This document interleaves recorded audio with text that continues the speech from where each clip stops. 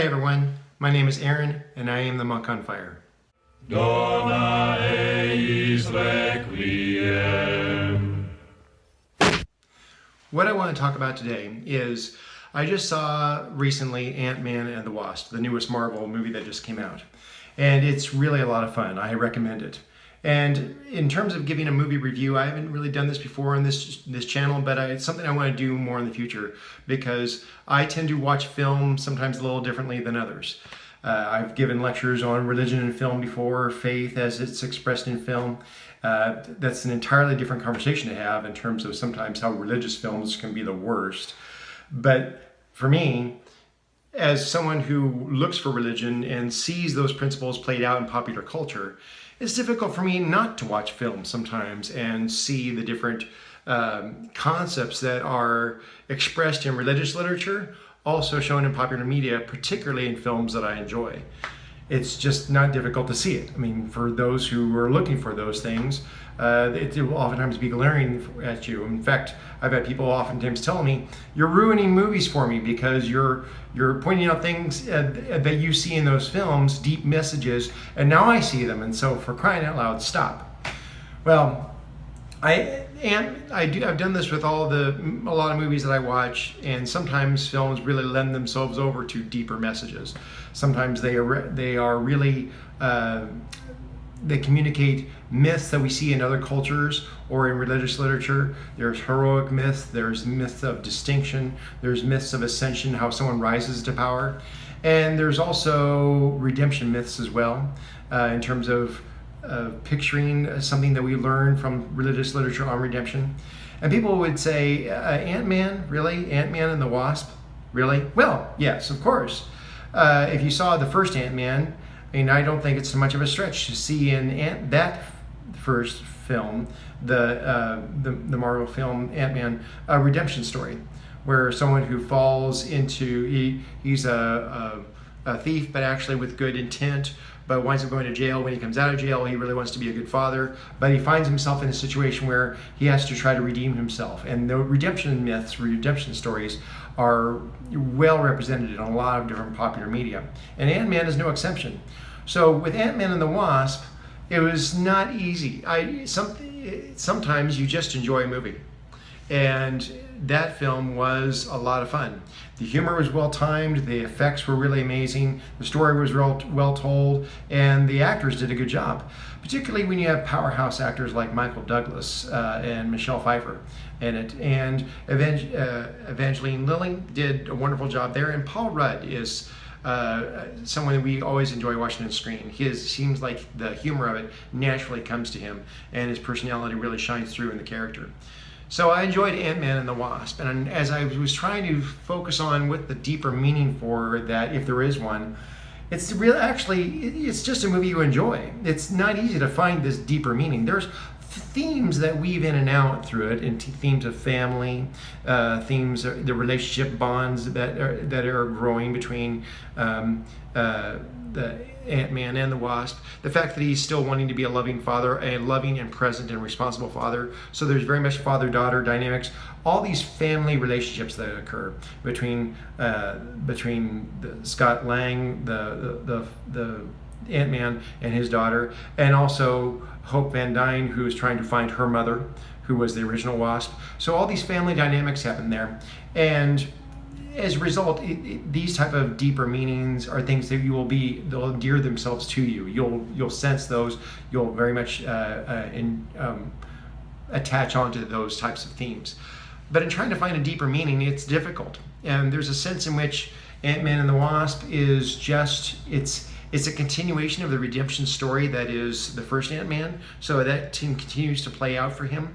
But there's a little bit of added side to it where it shows that doing the right thing is messy.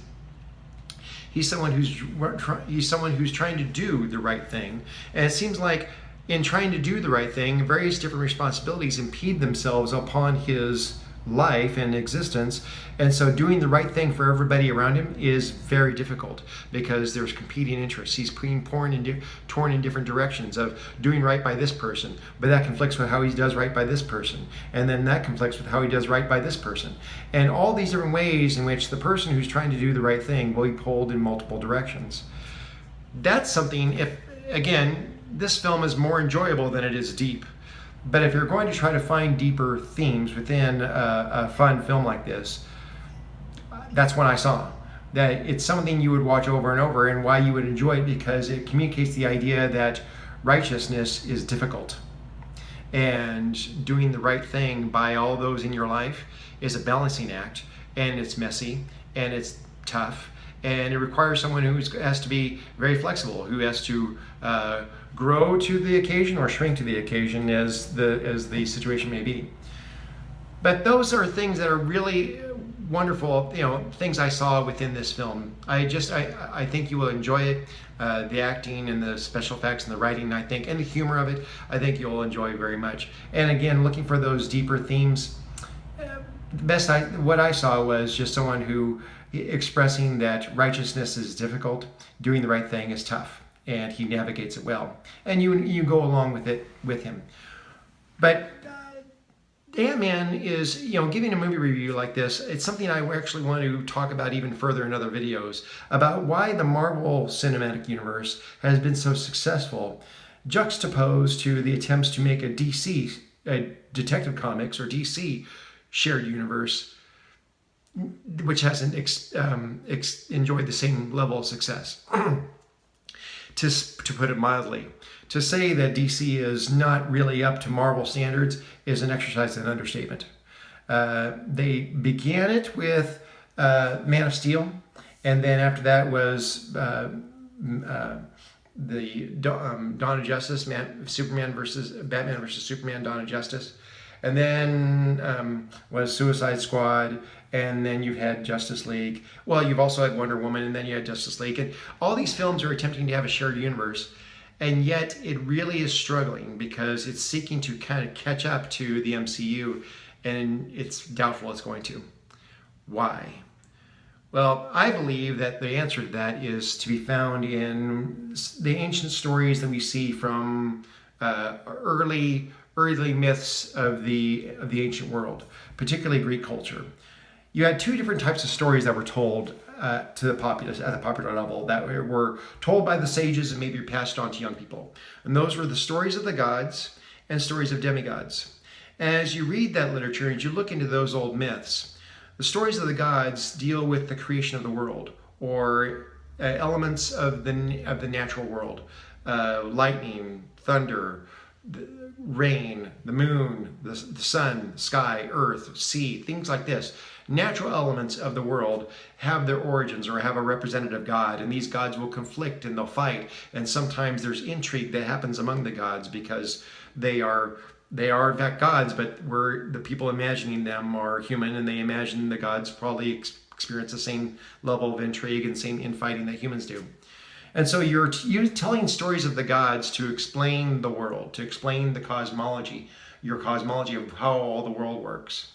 And those are the stories of the gods. But there's also the stories of the demigods, like Perseus, we saw from Clash of the Titans, and others like Hercules. Those that are infused with superhuman ability, but in the end are human.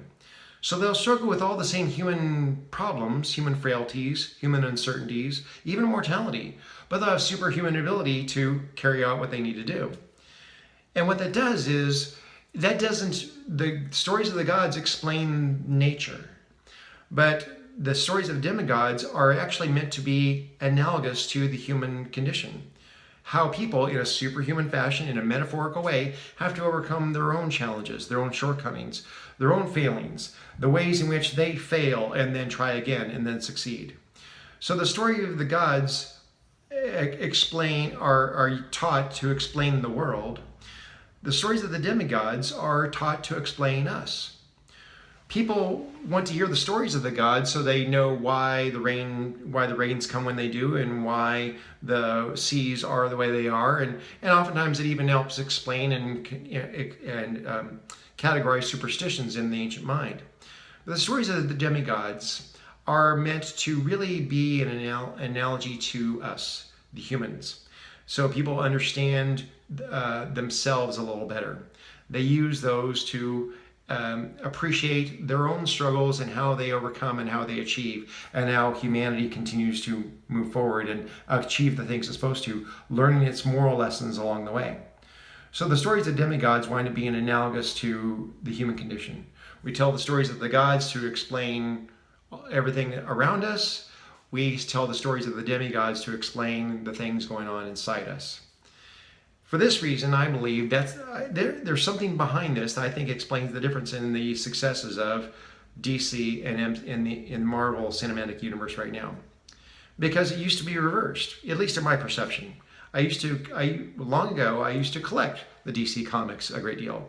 Mostly I was a collector of the Batman comics. I collected a couple of Superman comics, but mostly the Batman comics. And all those comics were incredibly human story. You dealt with the psychology of Batman, Bruce Wayne. Even those that I saw of Superman dealt with the struggles and the psychology and the internal issues of Superman, in terms of how he fell in love with humanity and developed a new family, and how by means of Lois Lane developed a love for people around him. And as a result, you even dealt with, especially as you could juxtapose Superman and Batman, you dealt with someone who had lost their family and was seeking a new one in humanity. And the other one had lost his family, and was seeking revenge on the criminal element that took his family. And so Superman and Batman wound up being very much juxtaposed to one another in terms of how they dealt with their loss and how they moved forward. And that actually touched, even though Superman is superhuman and Batman is mythological himself, it still dealt with the human condition. I didn't really get much into the comics of the Marvel characters because they seemed too fantastical. To me, the comics were more the stories of the gods. Powers that were completely unhuman and otherworldly in many respects. Well, I think that the cinematic manifestations of these comic book characters have reversed. Now, Marvel is the one that are telling demigod stories, such that you can relate to these characters a great deal. You relate to their struggles, you relate to their failings, their obstacles, their sense of redemption, the ways in which they have to learn new lessons and to rise to the occasion and become new people. I mean, so many religious and Christian overtones are found within the Iron Man myth. It would take several videos to touch on them. Whereas DC has really taken the opposite attack of telling the story of the gods. We don't relate to these characters very much. We don't see the humanity in them. What we do is we just simply see their amazing powers in which they fight battles that wreak destruction across the entire earth. These are things where they're telling stories of the gods, and we're not meant to relate to them. We're just meant to be wowed by the power, prestige, and the sheer wonder of it. And so, for that reason, I think that DC, because they're telling these stories of the gods, unless they go kidnap writers from the MCU and use them to tell some of their DC stories, they will continue to struggle to have the same following that the MCU has had. Because the Marvel movies have been telling very human stories. Superhumans, yes, with fantastical abilities, yes, but very human characters, and we relate to them. They've done this for all their movies so far, and now with Infinity War, they got dangerously close to telling the story of the gods, and I think they need to be careful. They need to keep telling stories, or at least if they're going to tell stories of the gods like Infinity War, then they bring us back down to earth again with stories like Ant-Man, which I enjoyed thoroughly. I think you will too. If you're enjoying this discussion and you want to continue the conversation, hit the subscribe button, maybe like, and we'll be able to talk about this even more. And the ways in which I look at movies, maybe it's something you haven't thought about before either. All right? See you next time.